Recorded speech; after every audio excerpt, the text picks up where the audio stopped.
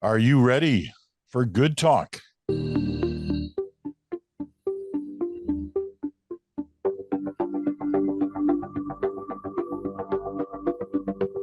hello there, Peter Mansbridge here with Chantal and Bruce Anderson. It's Friday. It means good talk, and there's lots of good talk to talk about on this day. The overarching question I think I have, and it deals with, after weeks of the pummeling of Justin Trudeau, this week, especially by the end of this week, things were not going in Pierre Poilievre's favor. And I want to talk about this kind of overarching question, which is, has Pierre Poilievre been getting a free pass? And in a way, was this the week that may signal a change in that? And they're talking about a free pass from the media. So I've got a couple of examples. You know what they are. But I want to talk, first of all, in general about that.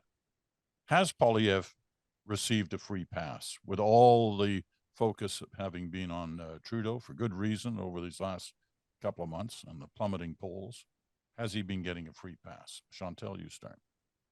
I'm going to say no. I'm going to say no. Why? Because opposition parties always get a freer pass than the government, and the Trudeau government has insisted in being in the frame in a less than favorable light for months now, starting, I would say, with the early in the new year period, and the slowness of the reaction to take charge of the agenda on Chinese interference, then a missed opportunities on the cabinet shuffle.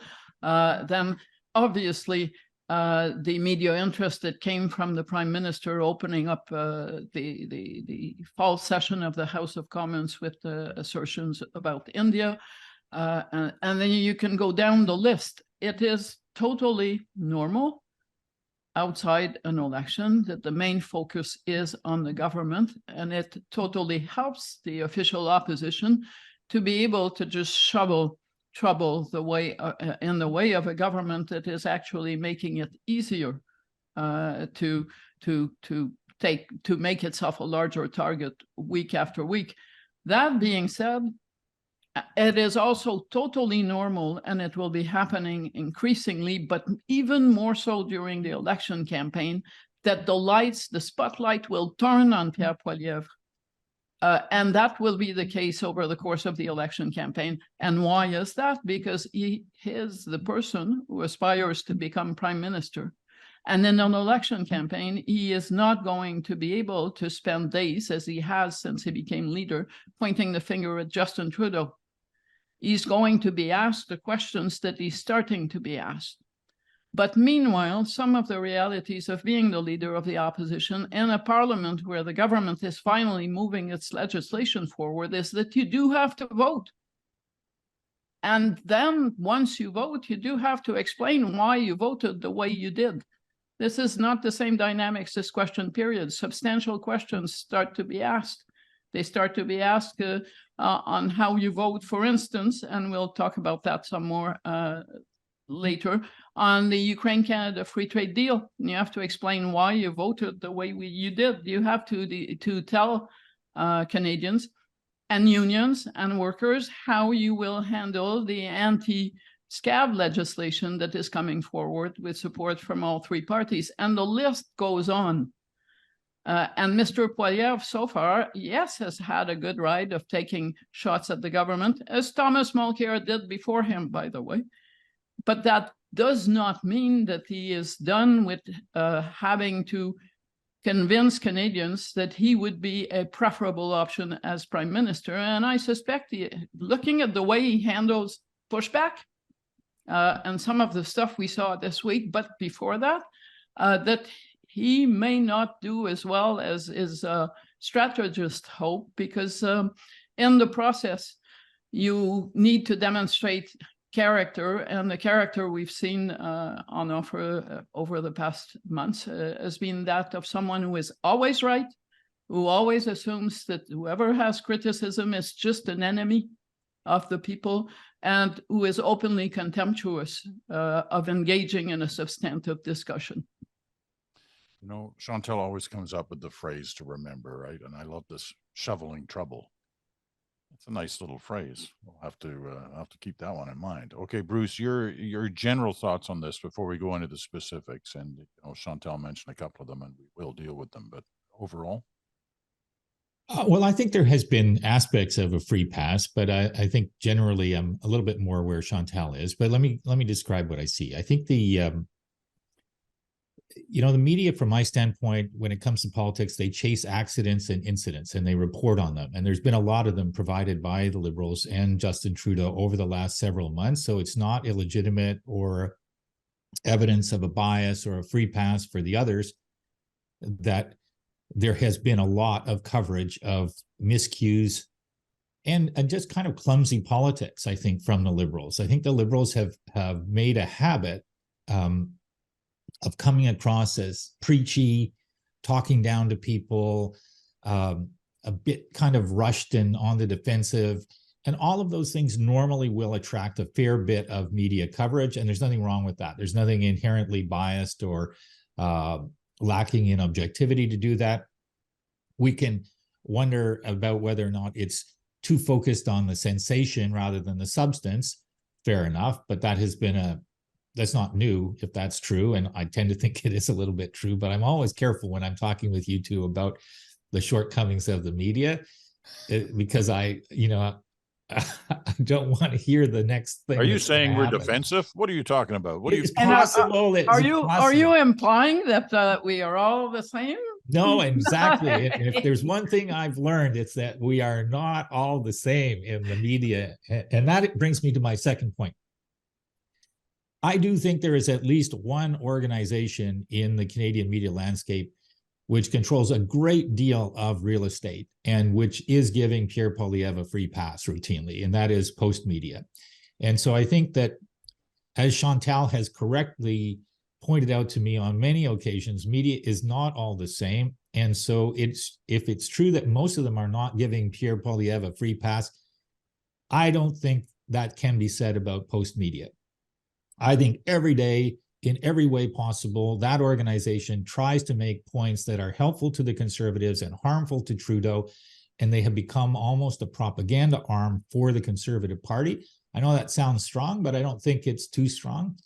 And I would add that it has helped, that kind of coverage helps cultivate an army of trolls and bots on social media that is unlike anything I've ever seen, to the point where I saw our acquaintance or friend David Aiken yesterday say he's had to spend a whole bunch of time restructuring his Twitter account to take out all the bots and the trolls.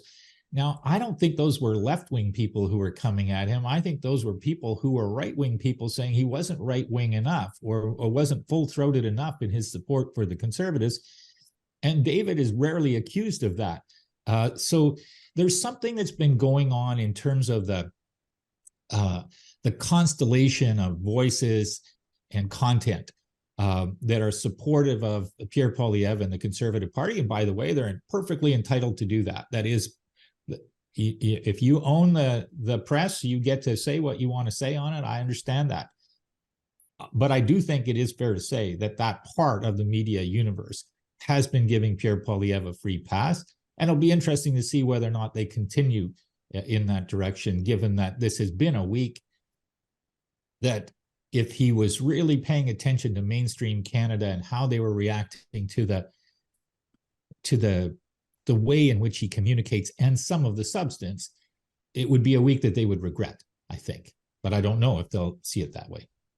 Okay. When we get to substance, I'm going to flip that sentence that Bruce said. I don't think we should be paying attention to a lot of the body language, but I do think we should be paying more and more attention to the substance of what was said this week, because the substance was actually fabrication on the part of the leader of the opposition on two scores. But before I go there, to go to Bruce's point, a case in point, the famous story of the week about Justin Trudeau having spent 25% of his time since he became prime minister on days off. Well, David Aiken, to name him again, calculated how much time off you and I would be taking if we had 2 weeks of vacation a year and we took every weekend. And we would end up being away 34% of the time. So actually the prime minister is not getting enough time off. The inference is also that because Justin Trudeau, as opposed to Stephen Harper and other prime ministers, not only publishes an itinerary of where he is when, but he also publishes when he is not. It's called personal date. They mostly happen on Sundays. And the assumption is that unlike many of us who are not even prime ministers, he never gets work calls on those days. That's a pretty big assumption. But when you look at a story like that and you think this is the front page of a major national newspaper in Canada, and you can't even figure out how much time off you yourself took versus the prime minister to see that there's a big gap and he takes less than you. It does speak to an agenda-driven way of reporting that does nothing for the credibility of the media, but it's also amusing because many conservatives really like what the National Post is publishing. But they also spent a lot of time saying that the media, the newspapers in this country are all bought by the government because they get subsidies from the Justin Trudeau's government. As it happens, Post Media probably needs those subsidies to survive. So it's going to be interesting if we ever change governments to see if Post Media makes the case to Pierre Poilievre that it should continue to fund the media and keep it alive and kicking. All right. Let me just do a couple of things. You know, I found that story bizarre as well, but to me, it just looked like somebody trying to find a headline with a story that, you know, that was questionable at best. But and the other thing that I should mention is David Akin is the bureau chief for Global TV in Ottawa, but as a former employee of Post Media. This is what I want to talk about, though, as our first example. It was a scrum, a rare scrum. I don't know. I think some people call it a news conference. Maybe it was. But nevertheless, he was answering questions as Pierre Poilievre. And where I disagree with Chantal is I think there is something to say about the body language when you're watching him. It's not just his questionable use of what he thinks are facts.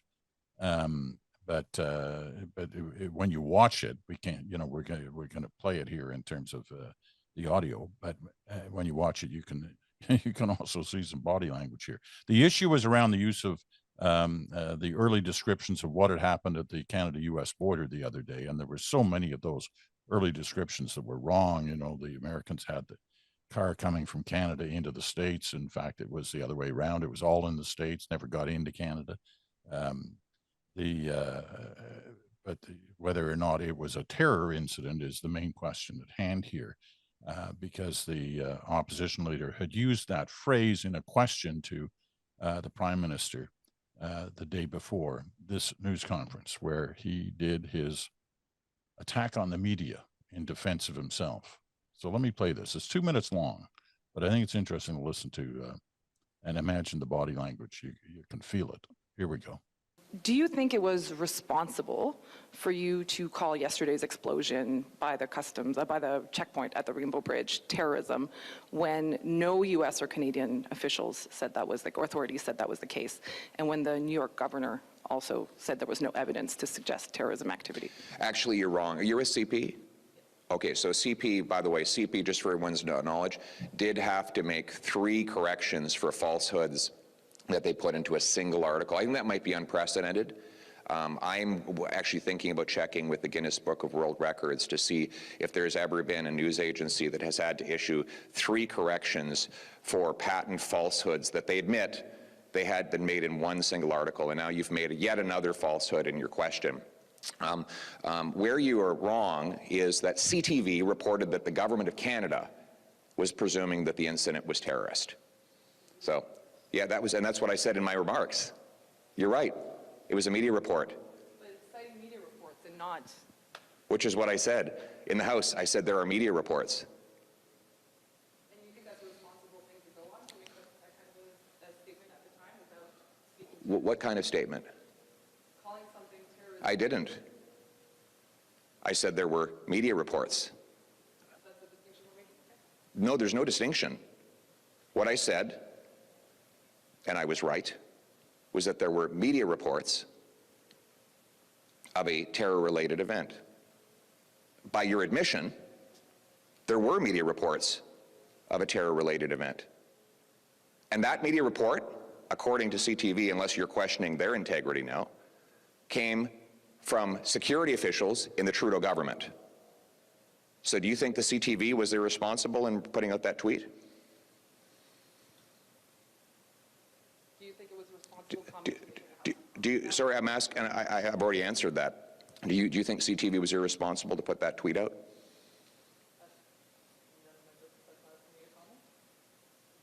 Well, you just did comment. Okay. So, I just hope you're not going to print something that you have to apologize for again. All right. So that's Pierre Poilievre yesterday answering reporters' questions about his use of the term terror-related. A fact check, quick one, which I'm sure he could have done or his office could have done, and whether he knew it or not, I don't know, but he kept referring to CTV as the media report.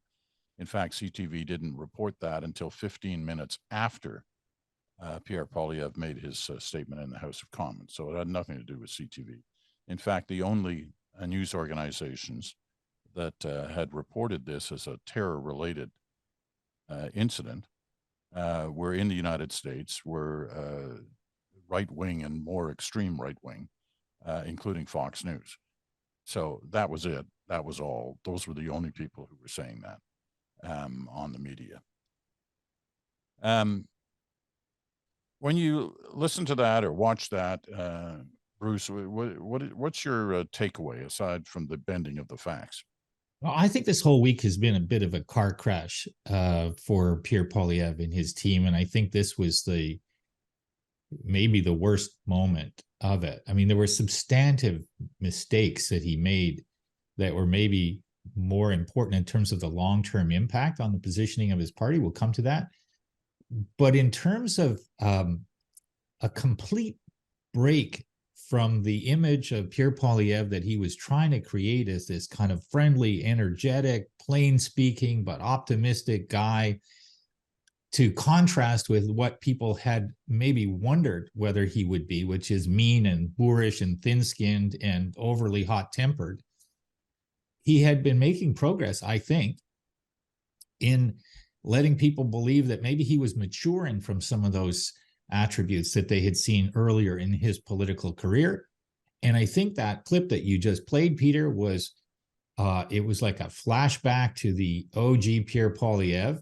And the Liberals heading home last night or today for the weekend in their constituencies, they haven't had many weeks where they'll go home with a spring in their step like they will after watching that. Now, I'm not saying that this is going to translate immediately into some sort of public opinion reversal of fortune. That's not usually how it works.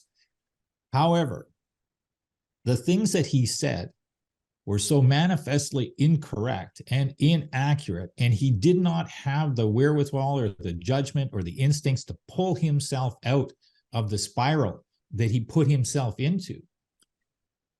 And beyond the substantive errors that he was making, it was so boorish, it was so obnoxious, it was so aggressive. Everybody looked at that one little interview that he did with the reporter in the apple orchard and said, does this mean that this is who he is? And there were some people who said, I hope so, because I like that kind of aggressive thing.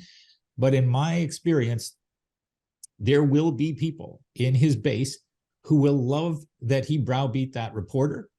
They will love the boorishness of his talk, just as there are people in the United States by the millions who like it when Donald Trump does that. But there's a lot of Canadians who won't like that.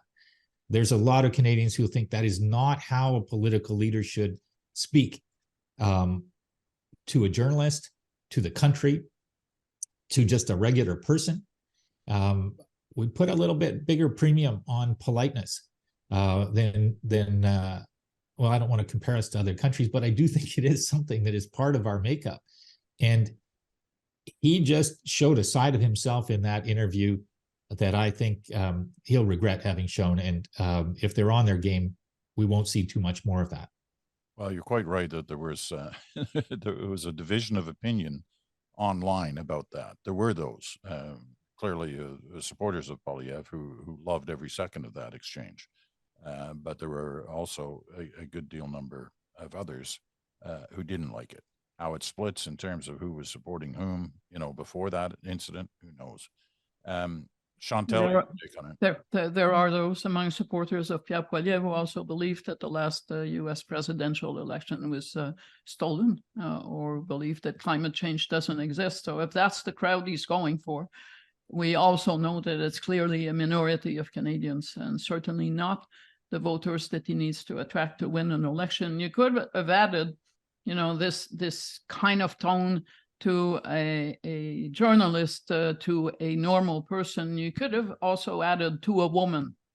This is a party that is facing a very fragile hold on female voters. And to treat in this way someone who is a woman, who is not particularly aggressive, by the way, just doing her job in this fashion, is bound to have struck many women as, is this the way you think you can treat women in 2023 and get away with? And I would say that you would never have caught Thomas Mulcair, Brian Mulroney, Paul Martin, Jean Chrétien. Need I go down the list? I can't think of a single federal leader that I've covered that would have treated someone like that and felt that he was doing good. Now, to your prediction that his handlers will be looking at that reaction and we won't see more of it, I tend to think over time that he can't help himself.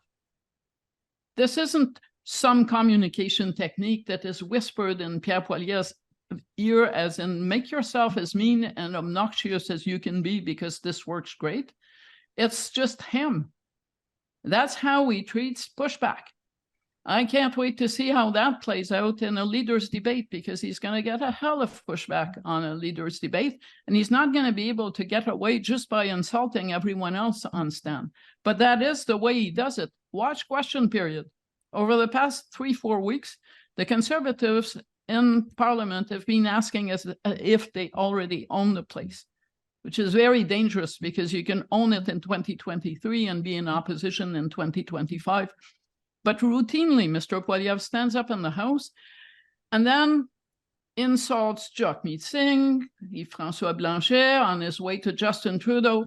There is just no one that this Conservative leader apparently has any respect for except himself in the mirror. And that shows on a daily basis. And I'm not convinced that it's going to work terribly well on many Canadian voters.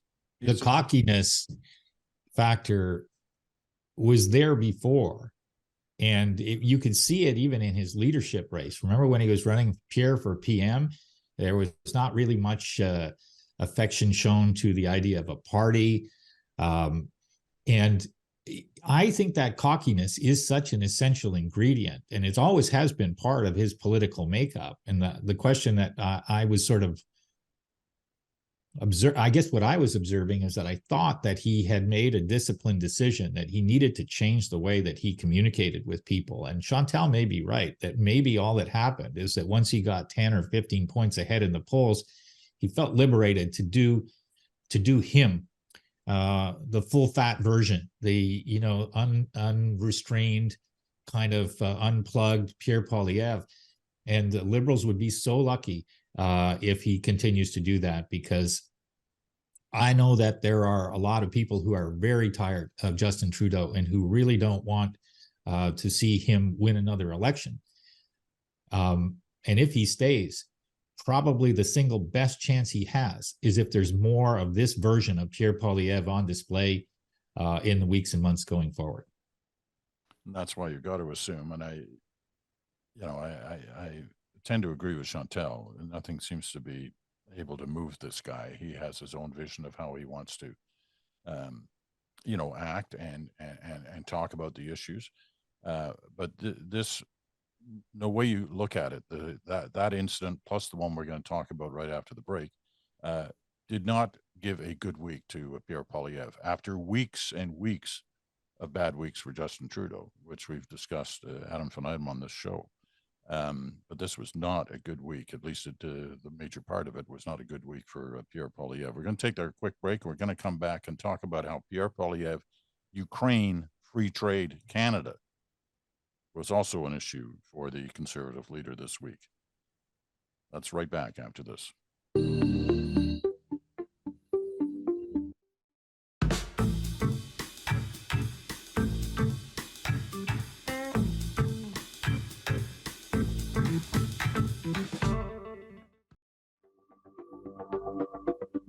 And welcome back. You're listening to The Bridge, the Friday episode. Good Talk. Chantal and Bruce are here. You're listening on Sirius XM, channel 167, Canada Talks, or on your favorite podcast platform, or you're watching us on our YouTube channel. Wherever you're picking us up, we're glad to have you with us. All right. I don't think, hadn't received a lot of discussion over the last few months, but there's been a kind of renegotiation or reframing of the free trade deal between Ukraine and Canada. And it finally went through past this week, but everybody voted for it, or just seemingly everybody in the House of Commons, except the Conservative Party.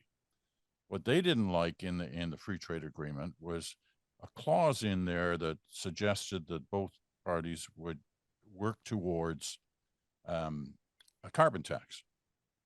And this was similar to what, obviously what Canada has or had.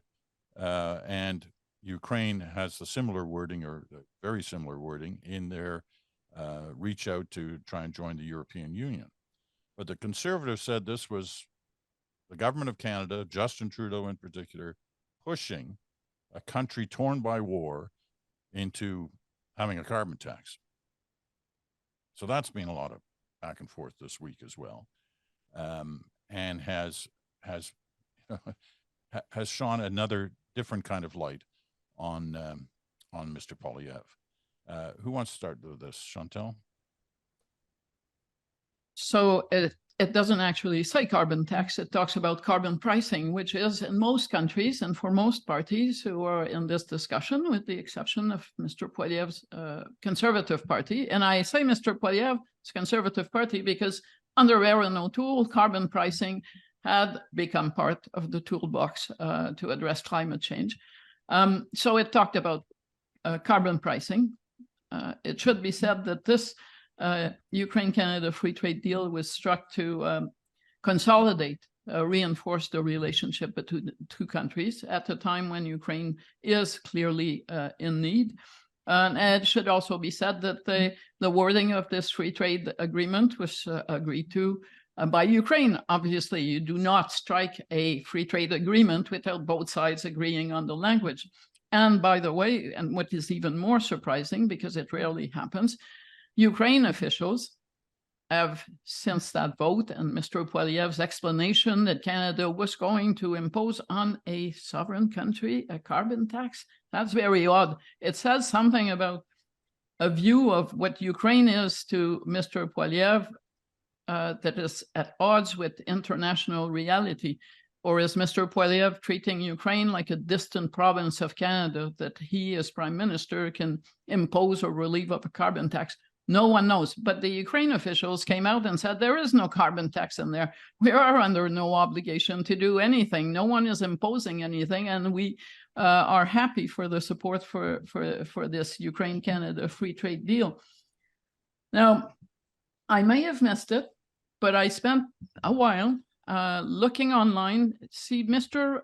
Poilievre has a foreign affairs critic called Michael Chong, well-respected MP, who knows his business and his files, and who can be relied on to provide reasoned explanations for things that happened on the foreign policy file. And his party, Mr. Chong, I noted, did vote with his party against the Canada-Ukraine free trade agreement. And I thought, well, I'm going to look up his speech and maybe I can make sense of this vote.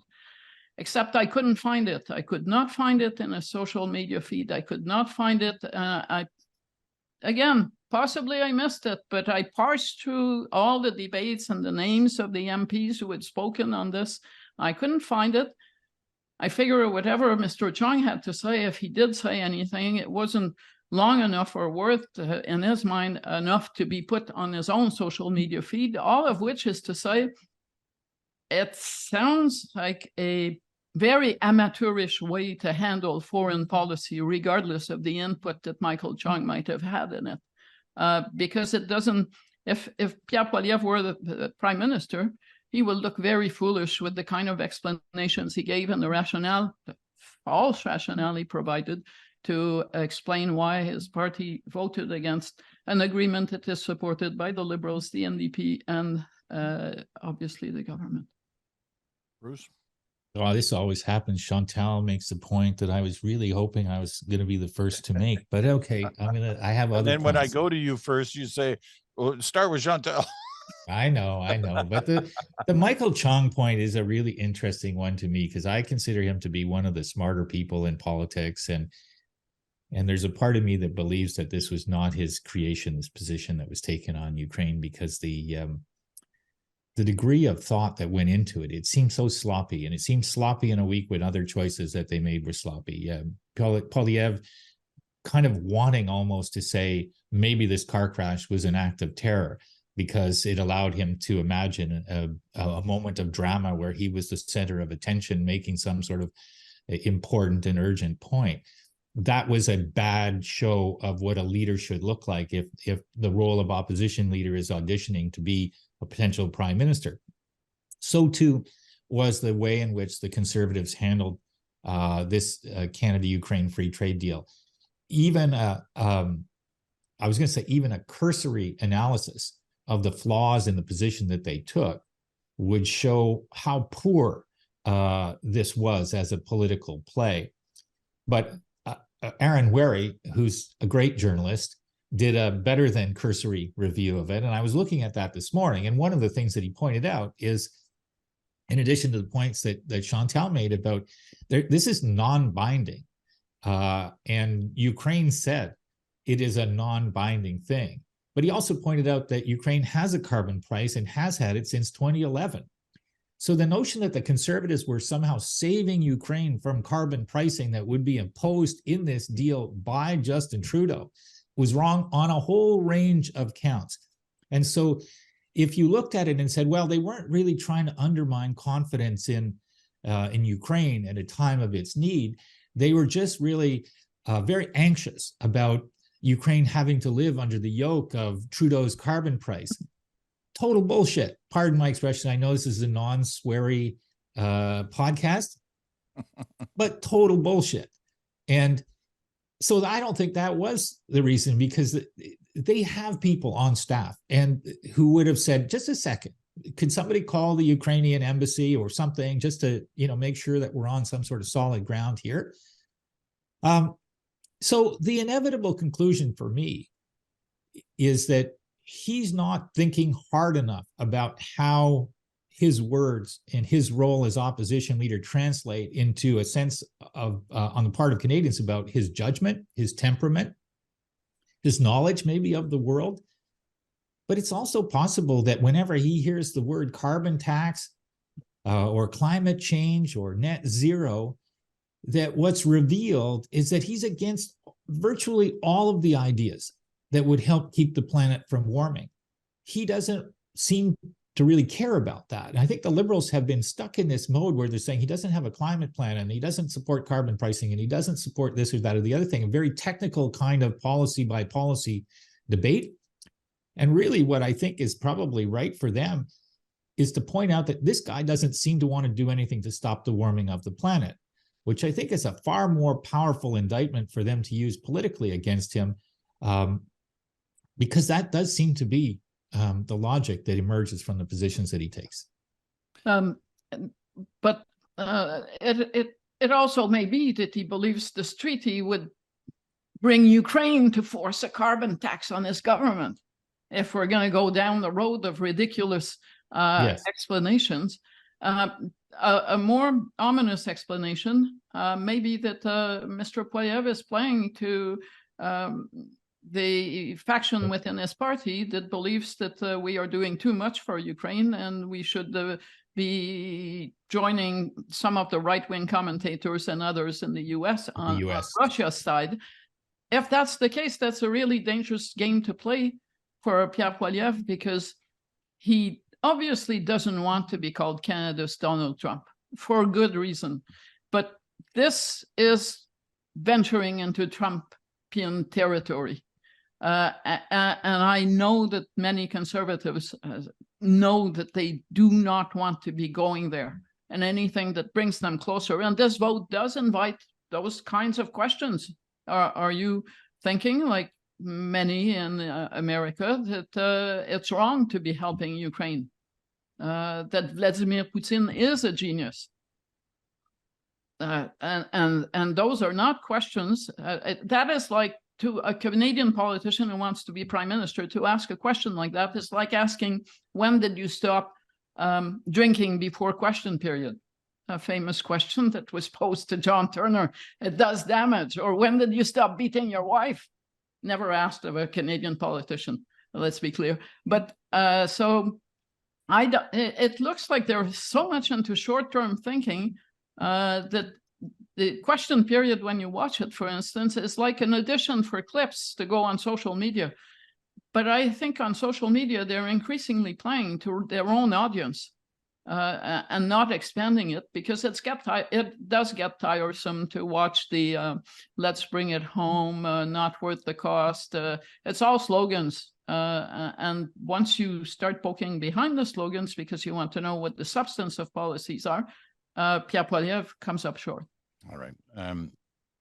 I guess the only thing you could say is he's saying these things when the people who support some of this stuff really don't have anywhere else to go, unless you consider the Max Bernier option a possibility. So it is puzzling as to why he's saying some of this stuff.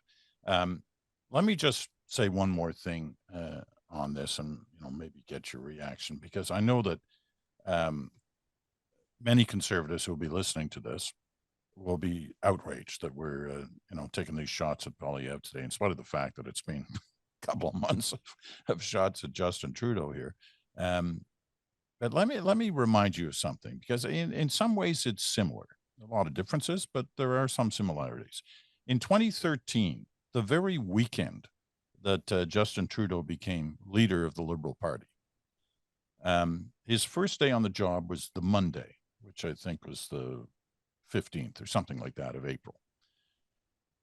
I was doing an interview with him, the first interview he would give as leader. It was almost at the same moment as the Boston bombing occurred in the States, which, riveted that country and this continent and many parts of the world as to the bizarre nature of it. And they were literally still picking up pieces of bodies off the street when we got into this interview. And it was about a lot of things about his day one as leader. But I said to him, this just happened in the States. Let's assume for a moment you're prime minister. What would you say? And he said, well, the first thing we have to do is try to determine the root causes of why these people would do such a thing. At that point, we had no idea who would do it. But he talked about root causes. And you know what happened?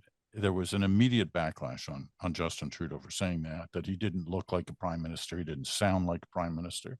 The Conservatives took that clip, used it in an ad campaign for a couple of years, right through to the 2015 election. Didn't help them. But they pounced on it, just the way a lot of people are pouncing on Poilievre this week. So there are consequences, and when you get into a situation where you start, to put it nicely, bending the truth to support your position, and basically get caught out on it, as he has on the CTV thing. I mean, I think for the first time yesterday, I heard the L word being used. What's that? That's like the English translation of menteur, liar. Menteur. I was on a panel late yesterday afternoon in French, and one of my colleagues was asked about the CTV incident and said, Hélène Buzetti, who's been on the Hill for a long time, said, what troubles me most is not so much that he used terrorism in his question in the House of Commons, but that he tried to lie publicly, lie his way out of it. And I thought to myself, When did any of us ever use the word liar or bullshit, in your case this morning, about a federal leader? We don't. It's a bit like Parliament. You do not usually use that word, but she was totally right. What we have been watching this week are lies and fabrications, not spin or distortions. We are way beyond that. And apparently Mr. Poilievre feels okay with that. That's on him. Well, we've seen several years in the United States. I'm not suggesting for a moment that Donald Trump was the first politician in the United States to lie, but he was the first politician to lie at a scale that was nuclear. It was constant. And I do think that it has, just in terms of the conversation about politics that happens these days, lying is more common. You see it on social media all the time. And what Pierre Poilievre has been saying, what he was saying in particular in that clip, not only doesn't stand up to any kind of scrutiny as to its truthfulness, one has to know that he knew that it was not true, that he wasn't sort of kind of finding himself the way politicians sometimes do, where they're trapped and they're trying to figure out, how do I kind of escape this trap that I'm in? So I'm going to say something that, might be mostly true, or I think it might be true, or something like that. And then it turns out it's not. I don't think that you can look at this and say that. I think that the attempt that he made, and again, I think there will be a whole bunch of people in his camp who will say, bravo, beat on the media, intimidate the media, bully the media, talk down to them. And we love it. But I don't think that that's how more mainstream Canadians will feel about it. And I think that as part of how you do that, is that you don't seem constrained by the facts. You can just say whatever it is that you feel like you want to say, even if it doesn't stand up to much scrutiny from a truthfulness standpoint after that, because the point is the dominance in the exchange with the other person. And I just think it's a terrible look. And I can't imagine that they'll be looking at that going, yeah, let's do more of that. And by the way, I do believe that in a conversation between journalists and a politician, the politician should be dominating the exchanges. But my experience of covering successful politicians is that they do manage to do that without bullying or belittling the people who are asking questions. They actually use the questions to make themselves look like they know what they're doing. And it tends to work when they do it. Yeah, and there's nothing wrong with a dynamic exchange between a journalist and a politician. I've seen lots of those that produce well for both sides, actually. And we don't want to take that away.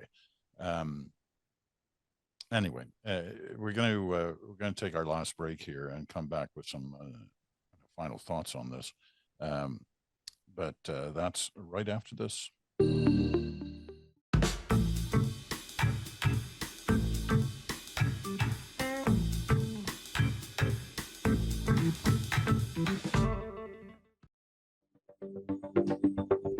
All right, we're back for our final segment of Good Talk for this week. Chantal and Bruce are here. I'm Peter Mansbridge. So, as we often say on a Friday, is anybody going to be talking about any of this next week? Are there any kind of lessons learned, or will there be a change as a result of all this? And most weeks, it's long and gone by Monday. But you wonder in this case whether there is, Bruce talked about those people in the office behind the leader or on the front benches. I mean, we rarely, if ever, focus on, who would be that cabinet that Poilievre would lead, who would be the key people. I mentioned Michael Chong, and I think there's kind of unanimity around the feelings about Michael Chong from all sides of the House. I mean, there's a lot of respect for Michael Chong. But you wonder whether there is going to be any, starting this weekend going, you know what, we got to be careful because this or that didn't work out. Or the reverse, which is, that was great. Pound them, keep it going. Does this week become a marker week for the Conservatives? Or, I assume it's too early to tell that. We'll know in the future, but does it have that potential to be a marker week for the Conservatives, Chantal? If you mean internally, I don't believe so. I believe the dynamics of official opposition, especially if you're well ahead in the polls, is that you do not, the French expression is spit in the soup. You just swallow and move on. And by and large, I've seen some other votes this week that raised eyebrows in a less obvious way in the way that some of the Quebec MPs are voting. And one would assume that that's part of jostling for future cabinet positions. You do not want to be sitting on the outside looking in if the party gets to government. So you keep your peace and you figure that at some point you're going to have your contribution recognized by a cabinet seat. So I think it's too early for that. But there are interesting things happening when it comes, for instance, to nominations. The fact that the party at this point is welcoming people who were well identified, for instance, in Ontario with the anti-vaccine, anti-COVID measure, to the point in one case, Mr. Baber, of being shown the door by Premier Ford. Now this person is a candidate. There is talk in Quebec of Éric Duhaime, the Conservative Party leader, wanting or being open to an invitation to join the federal team. That's a decision that Pierre Poilievre will have to take. But once you start opening doors like those, people start focusing on what place these people will have in your cabinet. And that is dangerous because you look at people who bring a certain flavor that is out of sync with most Canadians, and you think, are these the people who are going to be hurt by this kind of leader? Is this who he really is? And I think what this week did is that there will be more scrutiny on decisions like that as to who you recruit, for a sense of whether the Pierre Poilievre on exhibition this week is the kind of person that will be surrounded by people who will enable that kind of behavior if he becomes prime minister. Bruce? I don't think I know the answer to whether or not this will. I don't think that this 1 week will cause some massive catalytic change. I do think I'm going to watch carefully for the next 2 or 3 days to see if the Conservatives decide that they want to keep on litigating this Ukraine vote, trying to make the point that they made the right call. I don't think they will. And if they don't, that's a tell that basically they know they made a mistake here. The Liberals are definitely up for relitigating the Ukraine vote over and over and over again. You can see it in their social media strategies. And that implies that they think that they've scored an important goal on an important matter of substance for not just for Canadians in general, but for a very significant Canadian diaspora. So I'll be watching for that. I think I'll also kind of be watching for whether the conduct of Poilievre turns down the flame a little bit in the next few days, which will tell us whether or not they think they ran that flame too hot. Whether the next encounter with journalists represents a more cool and level-headed and I don't know if I would say get to charming, but certainly move further away from kind of aggressive. So I'll watch for that. Maybe it'll happen, maybe it won't happen. I still think for the Liberals, they've got their own challenges to deal with, which haven't gone away. But this is the first time that I think we've seen a collective pause in the breathlessness of about the ascent of Pierre Poilievre to look at him and say, what about that? And I don't think Post Media is going to participate in that, but I think a lot of other media organizations will have an interest in doing that. I think a lot of Canadians will be interested in it too. Go ahead, Chantal. And to compound what was a bad week, Mr. Poilievre got a reminder this week that you can sit on top of the polls and suddenly not anymore. And where did he get that reminder? In my province, where the bulletproof rises above any controversy, Premier François Legault woke up to a poll that showed him significantly behind at what, 24%? Significantly behind the Parti Québécois, a party that was given up for dead, and it has 4 seats in the National Assembly these days. So this happened over the course of less than a year.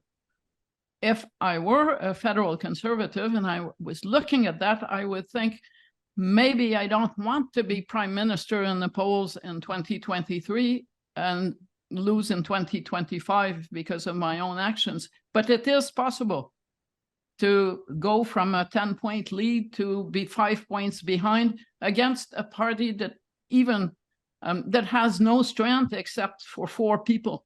So, and with all the perks of power to kind of help you along. So I'm guessing that if I were Mr. Poilievre and the Conservatives, I would think long and hard about the body language of the past few weeks collectively, and this notion, this conqueror kind of approach to federal politics. The last people I covered that believed that they had power before they fought an election were Paul Martin's people.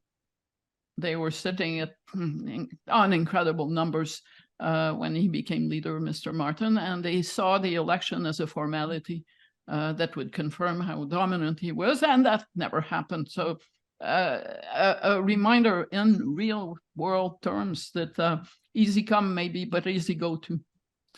Well, can I just add on that, that the difference between 35 and 40 is what we're talking about in terms of the storyline of this guy who's kind of destined to repeat another, shortfall in an election versus a guy who's going to win a massive majority.